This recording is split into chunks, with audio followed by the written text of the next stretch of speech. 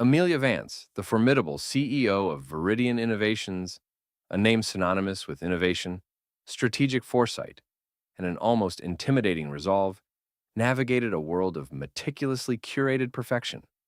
Her public persona was an impenetrable fortress of competence and steely grace.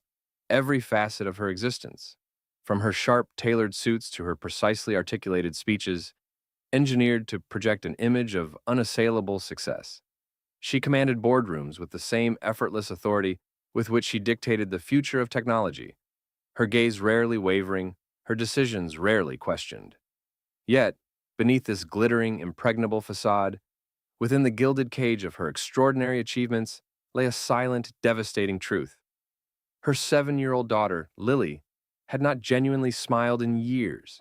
A child's smile, that spontaneous, incandescent burst of pure joy, was the one metric of success Amelia Vance had utterly, irredeemably failed to achieve. It was a constant, gnawing emptiness, a stark, painful contrast to the towering monument of her professional empire. Lily, a child of breathtaking, ethereal beauty, with large, luminous eyes and a cascade of sun-kissed auburn hair, existed in a world separated by an invisible, impenetrable barrier. Her silence was not merely the quietude of a thoughtful child. It was the profound congenital deafness that had been her companion since birth, an unyielding chasm that separated her from the auditory world and, seemingly, from the vibrant, uninhibited joy that characterized other children her age. Her eyes, often distant and unfocused, rarely met her mother's, gliding past as if searching for something just beyond Amelia's reach. The echoes of laughter, the boisterous shouts, the playful cries that drifted from distant playgrounds or through the open windows of neighborhood homes were sounds Amelia only heard as painful reminders of the vibrant symphony absent in her own elegant, yet often desolate mansion. This was not simply a child who was quiet or reserved. This was a child whose spirit seemed perpetually shrouded, whose innate connection to the world, and most agonizingly, to her mother, felt irreparably broken by the relentless, all-encompassing silence that defined her existence. It was a wound Amelia carried in her soul, a private anguish hidden behind the unyielding mask of the accomplished CEO. Amelia Vance, at 42, was a titan in the cutthroat realm of Silicon Valley, her name etched into the very fabric of the tech industry. As the visionary CEO of Viridian Innovations, a multi-billion-dollar tech conglomerate, she stood on the precipice of launching a groundbreaking artificial intelligence interface, codenamed Nexus, a revolutionary product poised to redefine human-computer interaction and solidify Viridian's legacy for generations to come. Her reputation preceded her, a ruthless negotiator, an exacting leader, and a strategic genius whose every move was calculated with surgical precision.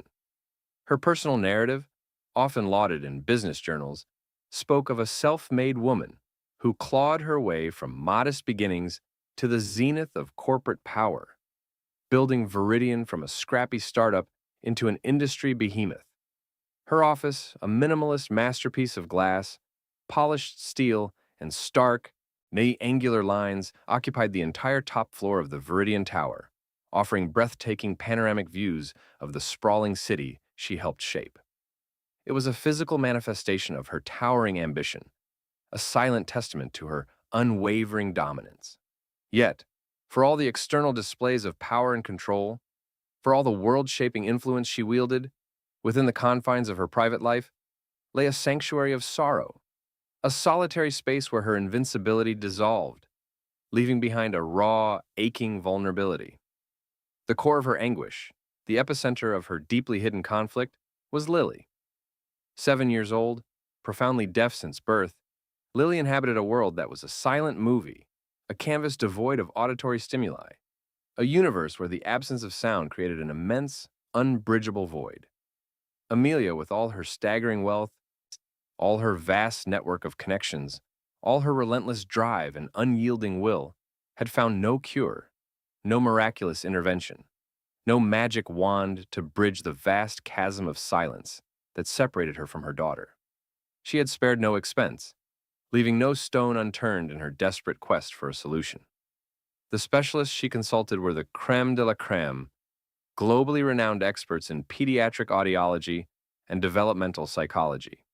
The therapies Lily underwent were cutting edge, experimental even, incorporating the latest advancements in neuroplasticity and communication strategies.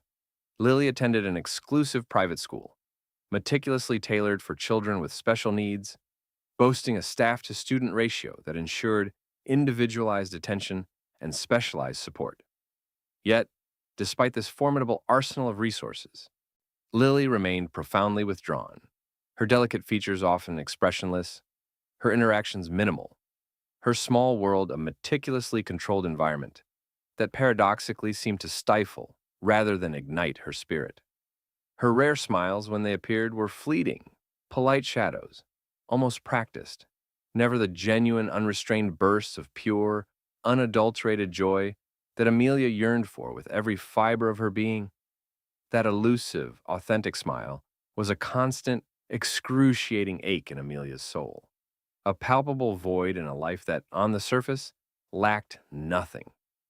Viridian's Nexus project was rapidly approaching its public unveiling, a high-stakes, meticulously choreographed demonstration that could either secure the company's legacy as a true pioneer or, if it faltered, plunge it into the treacherous waters of obsolescence. And the pressure on Amelia was immense, a crushing weight that demanded nearly every waking hour. She immersed herself in the intricate details, refining complex algorithms, strategizing global market penetration, and meticulously preparing for the impending launch event that would be beamed to millions worldwide.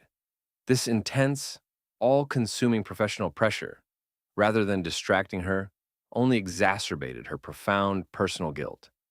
Every minute spent in the gleaming, sterile labs of Viridian, every late-night conference call, every strategic planning session felt like a minute stolen from Lily, a silent betrayal of her primary role as a mother.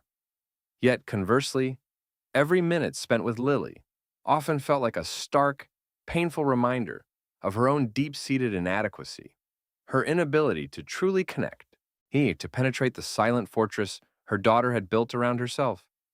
The looming presentation, scheduled for the end of the week, was a behemoth that demanded her full, undivided attention, pushing her already strained personal life and her fragile emotional state further to the brink of collapse. The fate of Viridian and Amelia's own carefully constructed identity hung precariously in the balance. Amelia's attempts to forge a connection with Lily were meticulously planned, each effort a testament to her unwavering determination, yet almost invariably, they fell devastatingly flat. She had employed a rotating roster of highly qualified sign language interpreters, each a master of their craft, chosen for their empathy and gentle demeanor. Yet Lily rarely engaged, her responses minimal, her gaze often elsewhere. Amelia herself, despite her brutal, punishing schedule that left little room for personal pursuits, dedicated a precious hour each evening to learning American Sign Language. She practiced signs with diligent fervor, her movements precise and powerful in the boardroom, but often felt stiff, awkward, and emotionally constrained when attempting to convey the nuanced emotions of maternal love and yearning to her daughter. Lily would watch her mother's earnest, somewhat clumsy signs with a detached politeness, an almost clinical observation that broke Amelia's heart anew with each repeated, unrequited gesture. The opulent mansion, a sprawling architectural marvel filled with attentive staff and every conceivable luxury, often felt colder, more sterile, and more profoundly isolating than her minimalist, glass-encased office. There were no shared stories, no spontaneous bursts of childish affection, no casual, comforting touches, only a carefully orchestrated routine, a scheduled interaction that often felt more like a managed appointment than a genuine, heartfelt mother-daughter bond. One particularly devastating interrupt occurred during a routine visit from a renowned child psychologist, Dr. Evelyn Reed, a woman known for her quiet wisdom and incisive observations. After an hour of observing Amelia and Lily's interactions in their meticulously appointed play area, Dr. Reed's gentle yet firm recommendation had been a gut punch. She suggested that Amelia consider significantly reducing her demanding workload, emphasizing the vital, irreplaceable need for genuine, unpressured emotional connection. Lily, Dr. Reed had said, her voice soft but resonating with an undeniable truth, needs more than your considerable resources, Ms. Vance. She needs you. She needs the raw, unfiltered presence of her mother, not just her provider or her manager. The words had stung, igniting a familiar searing fire of frustration and profound guilt within Amelia. She was doing everything she could, wasn't she? Every waking moment was dedicated to providing Lily with the best, the most, the absolute pinnacle of care and opportunity. Yet, the psychologist's assessment, delivered with such quiet, unwavering certainty, felt like a damning indictment of her deepest, most fundamental failure as a mother. The elusive nature of Lily's genuine smile had, over the years, transmuted into Amelia's personal Moby Dick, an obsession that haunted her waking hours and permeated the deepest recesses of her dreams. It was more than just a child's fleeting expression. It had become a potent symbol of connection, of mutual understanding, of a pure, unadulterated joy that felt utterly, excruciatingly unattainable. She clung to the memory of a single, vivid instance years ago when Lily was perhaps 3 years old. A tiny bundle of delight, giggling uncontrollably at a brightly colored mobile twirling above her crib. That fleeting flash of pure, unadulterated delight, a wide, toothy grin that crinkled her eyes, was a precious, fragile shard in Amelia's mind, a ghost of a joy she barely remembered, and one she had been desperately, futilely, trying to recapture ever since. Every somber therapist's report that noted Lily's lack of sustained emotional expression, every polite but distant nod from her daughter, every meticulously arranged playdate that ended in quiet solitude, hammered home the crushing, inescapable reality. She, Amelia Vance, the woman who possessed the power to move mountains in the corporate world, was utterly heartbreakingly powerless to elicit genuine happiness, a simple, heartfelt smile from her own beloved child. The Nexus launch event was set for Friday evening, a black-tie gala of unparalleled grandeur, meticulously planned to unfold in the sprawling, opulent grand ballroom of the Viridian Tower. Hundreds of influential investors, sharp-eyed tech journalists from across the globe, and titans of the industry were expected to descend upon the event, eager to witness the unveiling of Viridian's revolutionary AI.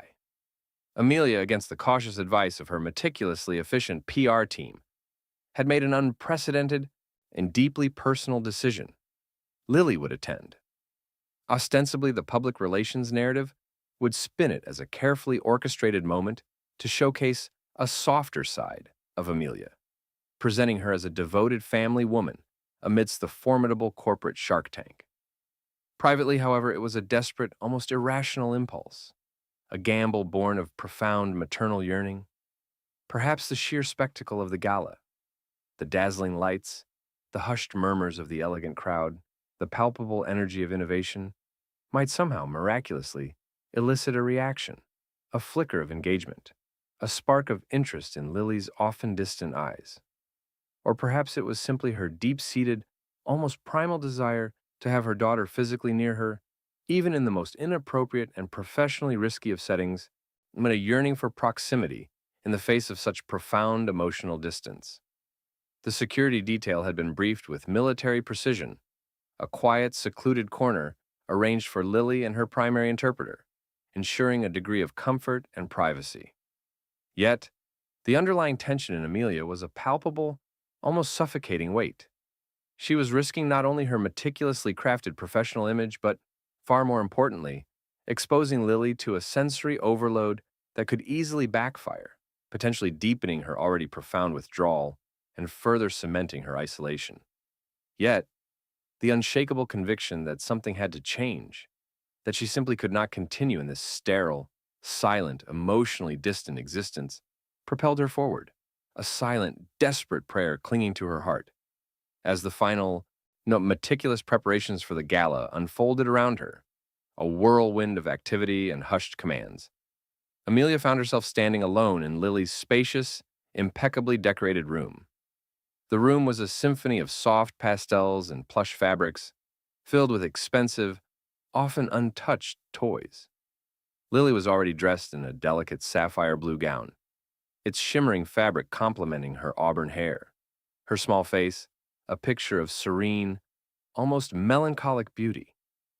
Amelia reached out, her hand hovering for a moment, trembling almost imperceptibly, before gently stroking Lily's soft, silken hair. There was no reciprocal response. No glance upwards, no acknowledgement of her mother's touch. Just that distant, beautiful stillness, an impenetrable facade that mirrored Amelia's own public persona, yet was infinitely more fragile. A profound sense of exhaustion, a weariness that went far beyond the physical demands of her relentlessly punishing job, settled over Amelia. She was a CEO, a visionary, a leader of thousands, a woman who commanded respect and wielded immense power. Yet in this small, quiet room, confronting the silent, unyielding presence of her daughter, she felt utterly, irrevocably defeated. The future of Viridian Innovations, a colossal empire, rested squarely and precariously on her shoulders, but the true, unbearable weight crushing her spirit was the silent, unsmiling presence of her daughter, a constant, aching reminder of her most profound, unfixable failure. The stage was now meticulously set, the characters positioned, and the grand, unpredictable drama of fate was about to unfold. Life, in its infinite, often ironic wisdom, San was poised to introduce a disruptive, transformative force into Amelia Vance's rigidly controlled, perfectly ordered universe. A force she, in her wildest dreams, in her most meticulously calculated projections, could never have anticipated. The clock was ticking, not just for the gala, but for a destiny neither mother nor daughter could possibly foresee. The air, thick with the scent of polished marble and a faint, expensive perfume, seemed to hold its breath. Amelia Sterling, CEO of Sterling Innovations, felt the world tilt on its axis, not from any seismic tremor, but from the silent, utterly profound ripple that had just passed through her daughter, and across the expanse separating them from the unassuming man. Her daughter, Lily, a fortress of quiet solitude, had smiled, a genuine, unbidden curve of lips, a fleeting spark in eyes that often seemed to hold the weight of an unspoken world. It was a phenomenon Amelia hadn't witnessed, not truly, not with that particular effortless joy, in years. A lifetime, it felt like. The single dad, still kneeling, his large, calloused hands resting gently on his knees, simply met Lily's gaze, a soft, almost imperceptible nod, acknowledging her brief moment of pure delight. He didn't preen, didn't look for validation, didn't even glance at Amelia, who stood frozen, a statue of disbelief. This wasn't a performance. It was a connection, organic and immediate, facilitated by the silent ballet of his hands. Amelia's mind, usually a high-speed processor of data, projections, and strategies, spun into a chaotic loop. How? Why? Who is he? The image of Lily's smile superimposed itself over every cherished and yet distant memory of her daughter. Amelia remembered the first time Lily had laughed, a gurgling sound barely out of the crib, before the world of sound had begun to recede. She remembered the arduous diagnostic journey, the specialists with their grave pronouncements, the countless nights spent weeping silently into her pillow, consumed by a grief that no one else could truly comprehend. Congenital sensorineural hearing loss, bilateral, profound. The words, clinical and cold, had sliced through her like a surgeon's scalpel, leaving a permanent wound. She had poured every resource, every ounce of her formidable will, into finding a solution, a path to normalcy for Lily. Cochlear implants, speech therapy, auditory verbal therapy, tutors specializing in deaf education, an army of professionals had been marshaled. Yet, despite the remarkable technological advances and the dedicated efforts of many, Lily remained in her deepest self a quiet island. She communicated, yes, through a carefully curated blend of spoken words, a simplified sign language Amelia had diligently learned, and written notes. But the spontaneous, unburdened joy had become a rare, precious commodity locked away behind a wall of polite compliance and thoughtful observation. Amelia's career had soared during this period of personal tumult. Sterling Innovations had become her other child, demanding and fulfilling in its own right. The relentless pursuit of market dominance, the intricate dance of acquisitions and mergers, the constant pressure to innovate. These challenges had provided a powerful distraction, a space where she felt in control, competent, undeniably successful. She was a titan in her field, admired, feared, and respected. Yet, every evening, returning to her sprawling penthouse apartment, the stark contrast between her professional triumphs and her perceived failures as a mother gnawed at her. She had given Lily every material advantage, every educational opportunity, but she hadn't given her the one thing she craved most: unadulterated happiness. Or so she believed. The guilt was a constant hum beneath the surface of her polished exterior, a silent accusation that she was too busy, too driven, too something to truly reach her daughter. And then, this man, this stranger.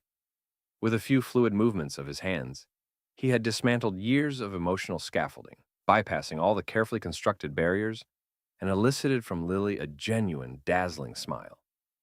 Amelia watched him now. Like as he rose slowly, his movements unhurried, his presence radiating an unexpected calm in the bustling corporate lobby.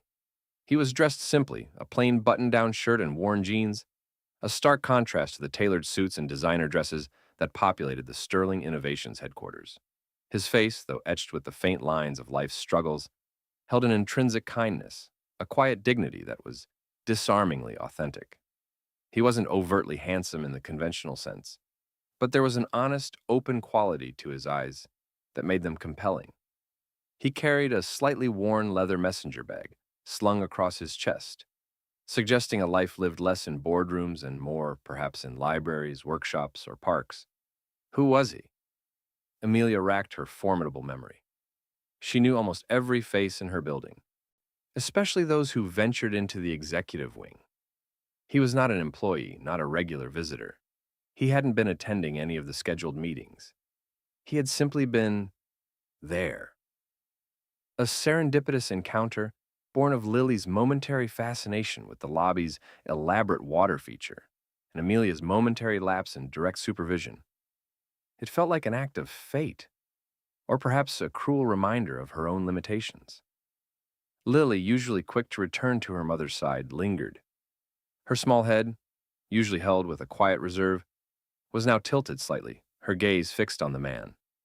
A silent question seemed to hang in the air between them. The man, noticing her prolonged attention, offered another soft, knowing smile, this one without the elaborate hand movements. It was a gesture of simple acknowledgement, a silent communion that transcended spoken words or complex signs. He seemed to understand Lily in a way Amelia often felt she couldn't, even with all her love and effort. He saw past the deafness, past the quiet exterior, to the child within. It was a painful realization, a fresh stab of inadequacy that threatened to unravel her carefully constructed composure. Amelia finally found her voice, though it emerged as a slightly strained whisper. "Thank you," she said, the words feeling utterly insufficient, hollow. You made her smile." The man turned to her then, his eyes a warm shade of hazel, meeting hers directly. There was no surprise, no awkwardness, just a calm understanding. "She's a beautiful girl," he replied, his voice a low rumble, gentle but firm, and a very observant one. He didn't elaborate. Yat didn't boast about his sign language proficiency, didn't attempt to prolong the interaction. He simply gathered the few belongings he had placed on an unoccupied bench, a well-worn copy of a historical fiction novel, a travel mug, and began to move towards the main exit. A sudden, irrational panic seized Amelia. He couldn't just leave. Not now. Not after this. This moment, this connection, felt too vital, too fragile to simply dissipate into the bustling city outside. It was a lifeline she hadn't known she needed until it was offered, then almost withdrawn. Her daughter, her silent, beautiful daughter, had smiled, and this man was the architect of that miracle. "Wait!" The word burst from her, sharper, more commanding than she intended. He paused, turning back, a question in his eyes. Lily, startled by the sudden urgency in her mother's voice, looked from Amelia to the man, her small face now a mix of curiosity and a familiar, almost imperceptible apprehension. This was it, the precipice. Amelia, the CEO, the woman who commanded boardrooms and brokered multi-million-dollar deals, found herself at a loss for words, grappling with an unfamiliar vulnerability. What could she possibly offer this man? How could she articulate the desperate, aching hope that had just been kindled within her? A hope that felt dangerously close to being extinguished if he simply walked out the door and out of their lives. "My daughter, Lily," Amelia began, her voice softening as she gestured towards the child, who now held onto her mother's skirt, her eyes still on the man. She hasn't shown such open joy in a long time. Though your sign language, it was remarkable. Are you a teacher? A specialist?" She stammered, feeling uncharacteristically clumsy. Her usual eloquence had abandoned her in the face of such raw, unexpected emotion.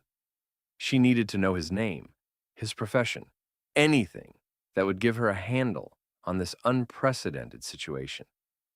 She needed to understand how to keep this light, this fragile happiness, burning for Lily. The corporate strategist in her was already working, trying to analyze, to strategize, to find a way to incorporate this new, vital element into their lives. But underneath the strategic mind was a mother, desperate and bewildered, seeing a glimpse of a different future for her child. The man's gaze flickered to Lily, a gentle warmth returning to his eyes. He didn't smile, not broadly, but his lips curved slightly at the corners. "No," he said, his voice still measured. "No, I'm not a specialist, not in the professional sense. My name is Daniel, and I simply understand." His answer, so simple, so understated, yet so profound in its implication, hung in the air, a challenge and a promise. He simply understood. And in that understanding, he had unlocked something Amelia, with all her resources and all her love, had failed to find. A silence descended again, heavier now, pregnant with unspoken questions and burgeoning possibilities. Amelia knew, with a certainty that resonated deep within her, that her world, and Lily's, had just changed irrevocably. The path forward was unclear, fraught with complexities she couldn't yet fathom, but one thing was abundantly clear. Daniel, this quiet, unassuming man, Dean held a key to her daughter's heart that she desperately needed to acquire. The CEO's strategic mind warred with the mother's desperate plea. What was the cost of such a key? And was she prepared to pay it? The open loops were multiplying, spiraling into a complex web that tightened around her. What was his story? Why was he here? And more importantly, could he be persuaded to stay? The reverberation of that single, radiant smile, a phenomenon Eleanor had come to believe existed only in the gilded frames of other mothers' memories, lingered in the opulent air of her office long after the gentle, unassuming man had quietly retreated. It wasn't merely the curve of Lily's lips or the crinkle at the corners of her eyes. It was the light that had suddenly ignited within them, a spark of pure, unadulterated joy that cut through the perpetual twilight of her daughter's isolated world. Eleanor, for a woman whose entire professional life was predicated on unshakable composure and steel-trap logic, felt an unfamiliar tremor in her chest, a subtle, almost imperceptible shift in the very bedrock of her being. Her gaze, usually sharp and penetrating, remained fixed on the spot where Lily had stood, then drifted to the door through which Arthur Peterson, the new seemingly ordinary maintenance man, had exited.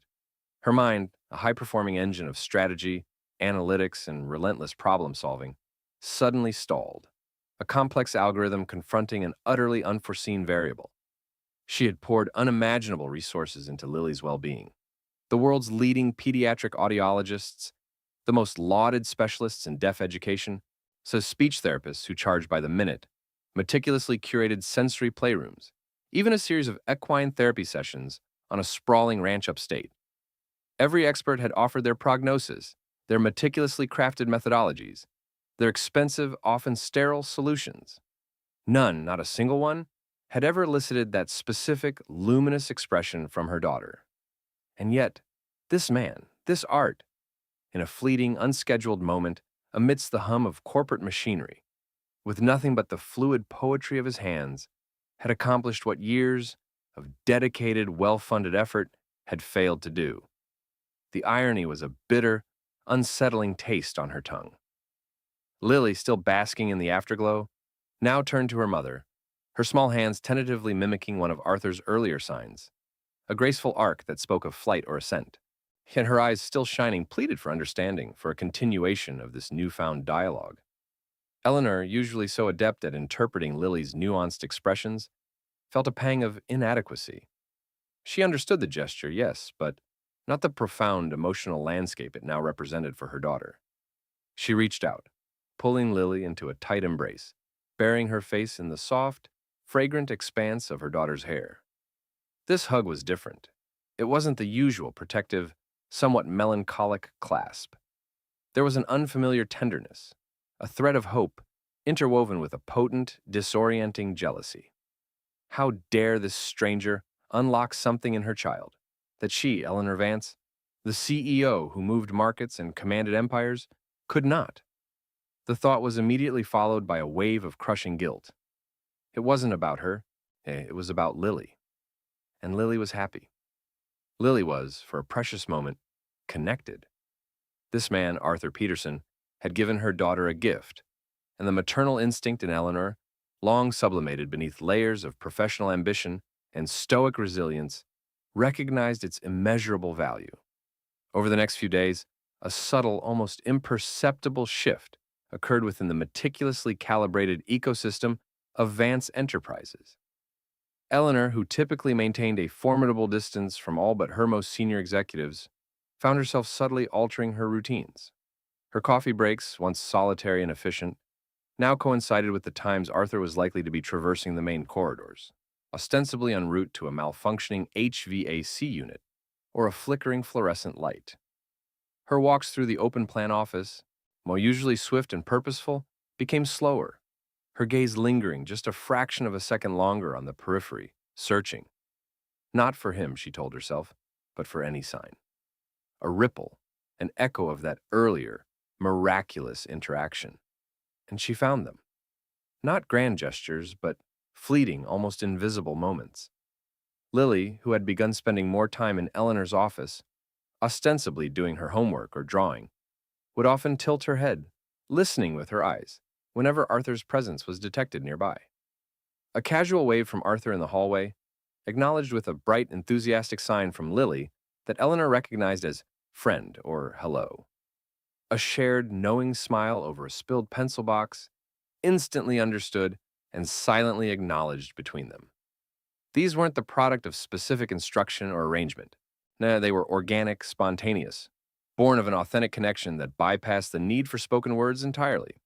Eleanor observed, a silent sentinel from the vantage point of her expansive, glass-walled office. She watched Arthur move through the complex, an almost spectral presence in his utilitarian jumpsuit, fixing, adjusting, maintaining.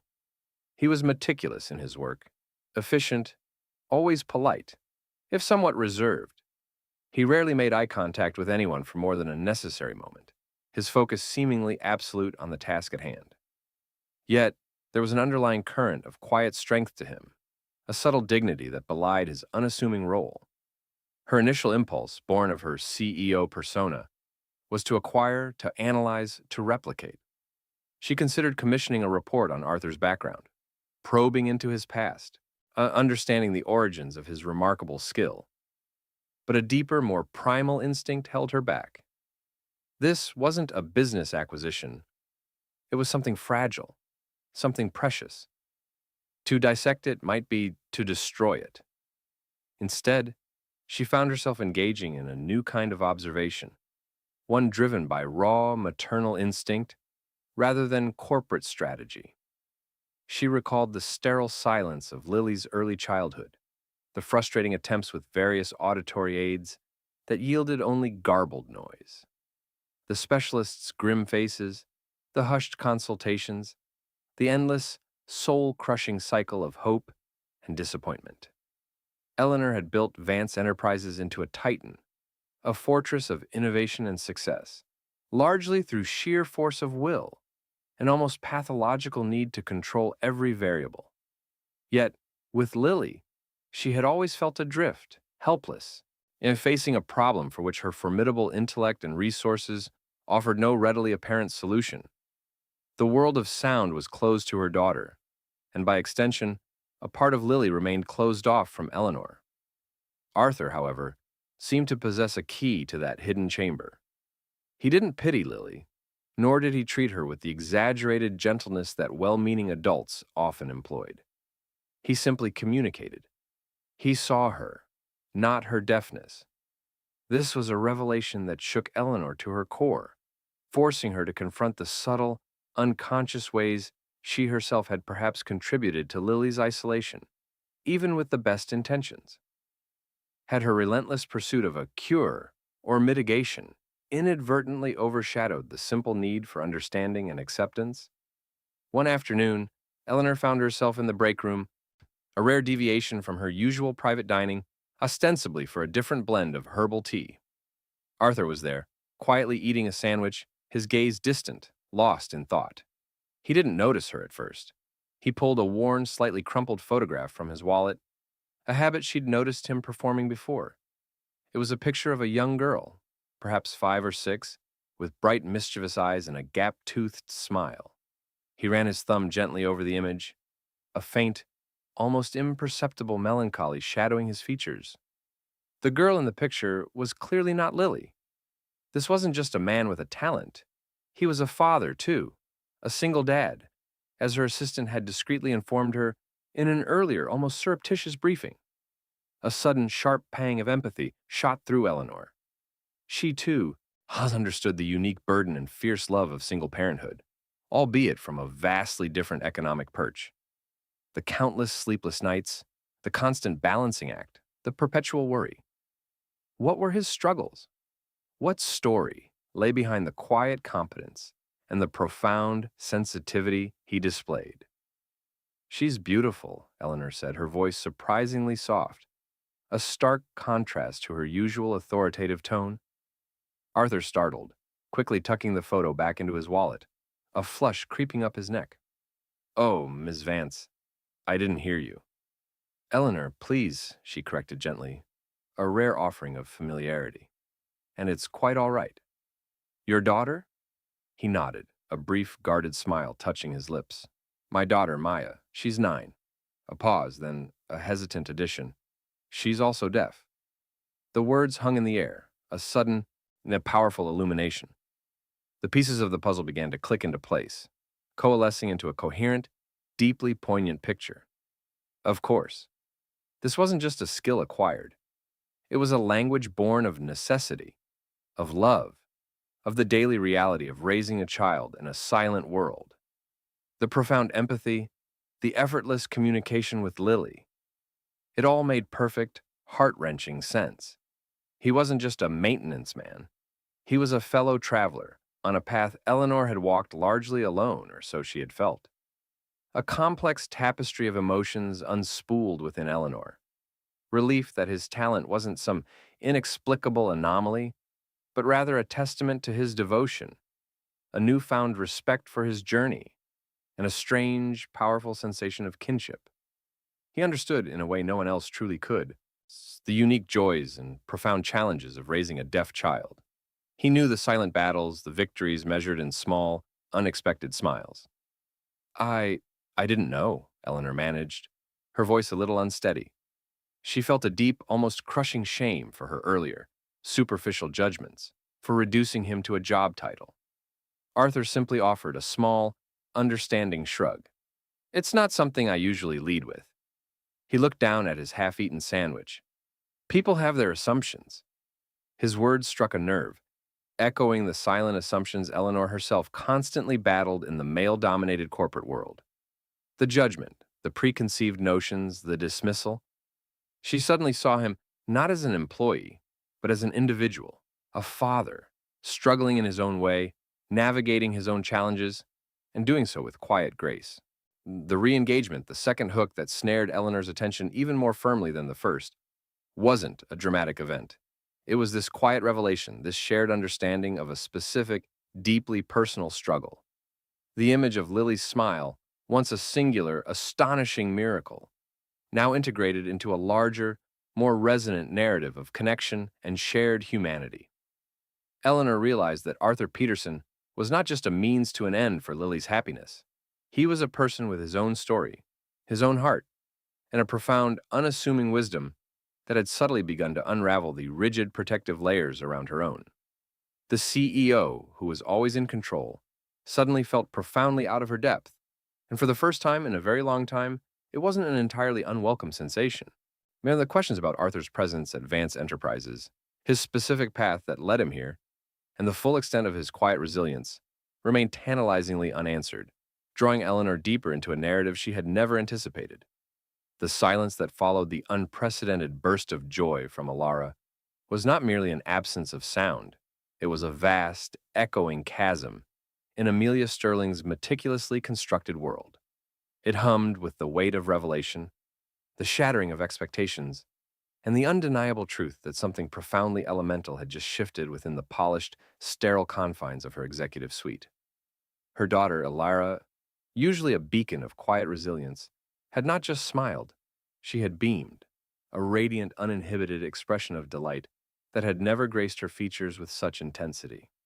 It was a sunbeam piercing through years of shadowed frustration, a melody in a life often marked by silent struggle, and it had been conjured by the effortless, fluid motion of a stranger's hands. The shock was a physical blow, vibrating through Amelia's very core. Her breath hitched, a gasp caught in her throat, leaving her lungs aching for air. For years, she had deployed every resource imaginable. The world's leading pediatric specialists, cutting-edge therapies, communication experts who charged astronomical fees, private tutors fluent in various sign language dialects, even therapists specializing in emotional expression for children with hearing impairments. She had built a fortress of care and opportunity around Alara, believing that with enough effort, enough money, enough strategic planning, she could bridge the vast chasm of her daughter's silence. Yet all her meticulous efforts, all her boundless love, all her formidable will had never elicited a response so pure, so unburdened, so utterly joyous as the one she had just witnessed. It was a primal, humbling truth. The elaborate machinery of her ambition and her wealth had failed where a single father, whose name she barely knew, had succeeded with nothing more than kindness and a practiced dexterity of hand. James stood there, a quiet sentinel in the opulent office, completely unaware of the seismic shift he had just engineered. His brow was furrowed slightly, a ghost of concern in his eyes as he looked from the now beaming Alara, whose small hands were still fluttering in an enthusiastic, if rudimentary, mimicry of his own, to the CEO, Amelia, whose composure had utterly fractured. He hadn't meant to overstep, hadn't intended to draw attention to himself beyond the parameters of a standard job interview. His only goal had been to soothe a momentarily distressed child, a reflex born of countless hours spent communicating with his own daughter, Lily. He saw a child struggling and he offered a bridge. Simple as that. The profound implications of that simple act, however, were lost to him in the immediate aftermath, overshadowed by the mild embarrassment of having interrupted a professional setting. Amelia, however, was no longer seeing James through the lens of a job candidate's resume. The meticulously crafted corporate facade she wore, a shield against the world's myriad challenges, had crumbled. The woman who negotiated multi-million-dollar deals with steely resolve was gone, replaced by a mother whose heart ached with a sudden, overwhelming cocktail of gratitude, shame, and a desperate, burgeoning hope. The problem that had haunted her for years, a persistent, gnawing ache. Elara's inability to fully connect, her occasional withdrawn solitude, the rare, fleeting smiles that never quite reached her eyes, had just been solved, if only for a fleeting moment, by this unassuming man. Her mind raced, a whirlwind of conflicting thoughts. How could she possibly let him leave? The rational part of her, the CEO, demanded an explanation, a logical framework for this miracle. The emotional part, the mother, simply wanted to bottle this moment. to ensure its permanence. There were open loops everywhere. What was his story? How did he become so proficient in sign language? What was the true depth of the connection he seemed to effortlessly forge? And most pressingly, what could she offer him that would keep this vital, unexpected conduit to her daughter's happiness within reach? The high-stakes interview for a senior project manager position now seemed utterly insignificant, a mere preamble to a far more profound negotiation. James, Amelia finally managed, her voice a little hoarse, barely above a whisper. Please, sit down. She gestured to the leather chair opposite her desk, a chair that had witnessed countless career-defining moments, but none quite like this. Alara, still radiating joy, now looked up at James, a silent question in her bright eyes, then back at her mother. The transition was palpable. James, still somewhat perplexed, took the seat, his movements unhurried, his gaze steady. Nay, he had a quiet dignity about him, an innate calm that Amelia found herself instinctively trusting. I apologize if I overstepped, Miss Sterling, he said, his voice even, devoid of artifice. I just saw Alara, and I thought perhaps she understood some sign language. My daughter Lily is also deaf, and sometimes a familiar sign can be comforting. The words hit Amelia with another wave of realization. His daughter is also deaf. Of course. The pieces of the puzzle began to snap into place. This wasn't just a skill he'd picked up. It was a language of life, born of necessity and love. The depth of his understanding, his empathy, suddenly made perfect sense. This wasn't just about language, it was about lived experience, about sharing a world that Amelia, for all her wealth and power, could only observe from the outside. Amelia leaned forward, her elbows on the desk, her formidable gaze softening, losing its corporate edge. No apology needed, James. Quite the opposite. What you did, it was extraordinary. Alara has never, she trailed off, the words catching in her throat. She has never shown such pure joy with anyone outside of our immediate family. And even then, never with such an uninhibited glow. She paused, her eyes scanning his face, seeking something beyond a resume, beyond professional qualifications. Tell me about Lily, about your experience. James, for the first time, seemed to relax slightly, finding comfort in discussing a topic so central to his life. Lily is 7. She was born profoundly deaf. My wife and I, we immersed ourselves in learning ASL from the moment of her diagnosis. After my wife passed away 3 years ago, it became even more crucial. It's our primary language at home. It's how we connect, how we navigate the world together.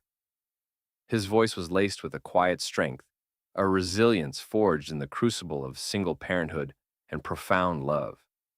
He spoke of adapting daily routines, of the joys of seeing Lily learn and grow, of the unique challenges of advocating for a deaf child in a hearing world.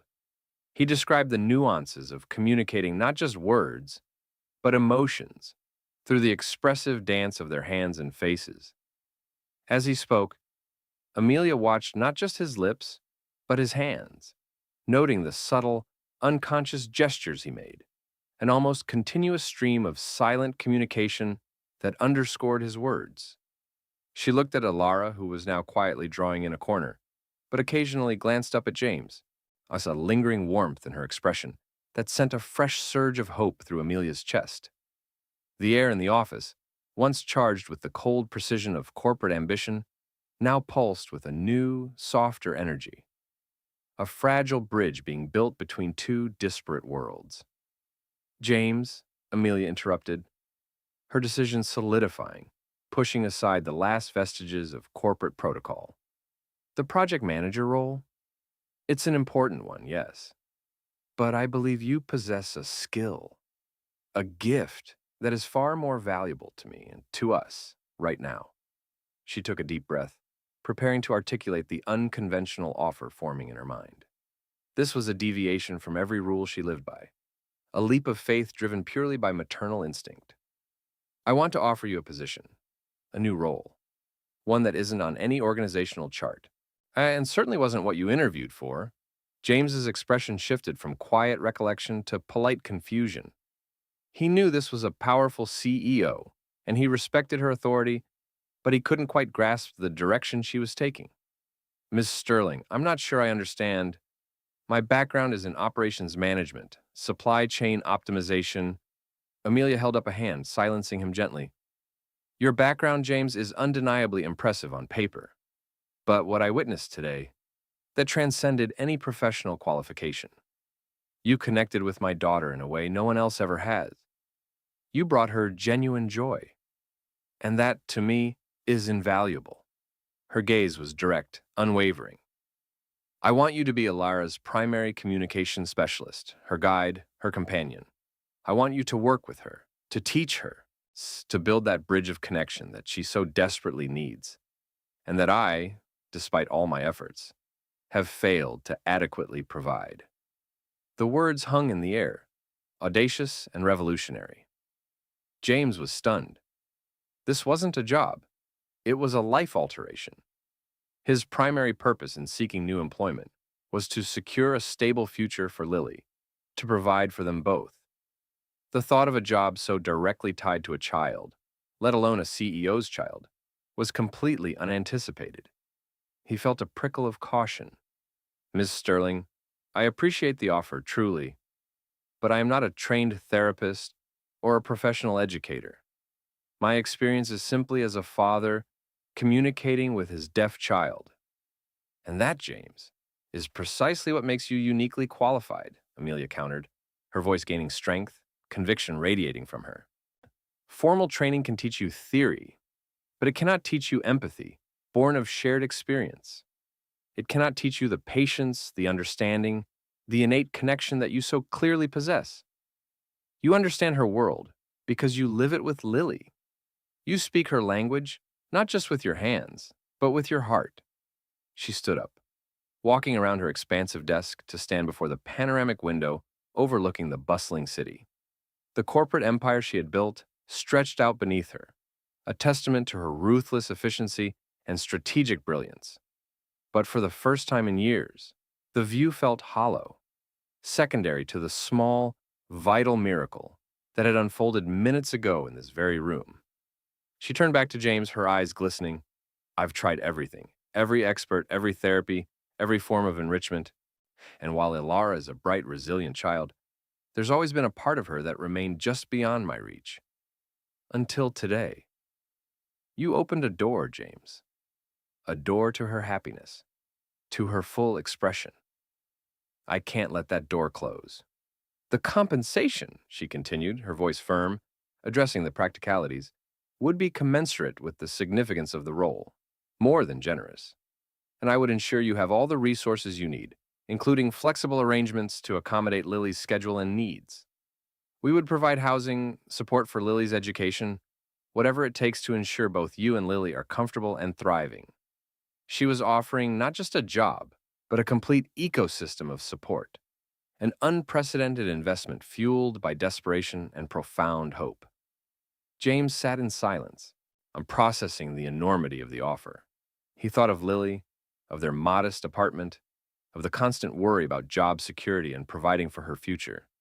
He thought of the quiet pride he felt in his ability to connect with Lily, to be her voice in her ears in a challenging world. And now this powerful woman, this CEO, was asking him to extend that same empathy, that same connection to her own daughter. It was an overwhelming responsibility, but also an undeniable opportunity, not just for him and Lily, but for Ilara. He looked at Ilara, who had now approached him, her small hand gently tugging at his sleeve, her eyes wide and expectant. She signed play clumsily but unmistakably. A wave of emotion washed over James, a sense of destiny, perhaps, or simply the recognition of a profound human need he was uniquely positioned to fulfill. He wasn't a miracle worker, but he was a bridge builder. He had lived this life, understood its intricacies, and in Ilara's hopeful gaze, he saw a reflection of Lily's spirit, a child yearning to be fully seen, fully heard, fully understood. He looked back at Amelia, a flicker of a smile touching his lips. Mrs. Sterling, I would be honored. The relief that flooded Amelia was immediate and profound. a physical release of tension she hadn't realized she was carrying. It was as if a crushing weight had been lifted from her shoulders. She hadn't just found someone to help her daughter, she had found a key, a partner, a beacon of hope. And so the corporate titan, Amelia Sterling, whose life had been a symphony of strategic victories and calculated risks, found her greatest triumph not in a boardroom, but in the simple, profound act of surrender. Surrendering her pride, her perceived self-sufficiency, and embracing the unexpected human connection that had so beautifully transformed her daughter's face. James, the single father, whose greatest ambition had been to secure a stable future for his own child, found himself on the precipice of a new, unforeseen path, one that promised not just financial security, but the deep satisfaction of truly making a difference. In the weeks and months that followed, the Sterling residence transformed. James became a constant, calming presence. He worked diligently with Alara, teaching her the intricacies of American Sign Language, but more importantly, teaching her the joy of communication, the freedom of expression. He didn't just teach her signs. He taught her how to tell stories, how to express feelings, how to laugh in a language that resonated deeply within her. Lily, James's daughter, quickly befriended Ilara, their shared experience forging an unbreakable bond. The two girls, once separate in their worlds, became inseparable, their hands dancing in silent, joyous conversation, filling the once quiet halls with the vibrant energy of shared laughter. Amelia watched it all unfold, her heart swelling with a warmth she hadn't known was possible. She began to see her daughter not just through the lens of her hearing impairment, but as a complete, joyful, expressive individual. The initial shock had given way to an enduring gratitude and a profound shift in her own priorities. Now, board meetings still demanded her attention, but now the first thing she sought upon returning home was the sight of Alara and Lily, their faces alight with unbridled mirth, their hands weaving narratives that transcended sound. James, quiet and steady, had not only opened a world for Alara, but had subtly, gently, opened Amelia's own heart to a deeper understanding of love, connection, and the true meaning of a family, however unconventional it might appear from the outside. The CEO, once shocked by a single dad's sign language, was now forever changed by the ripple effect of that one unforgettable smile.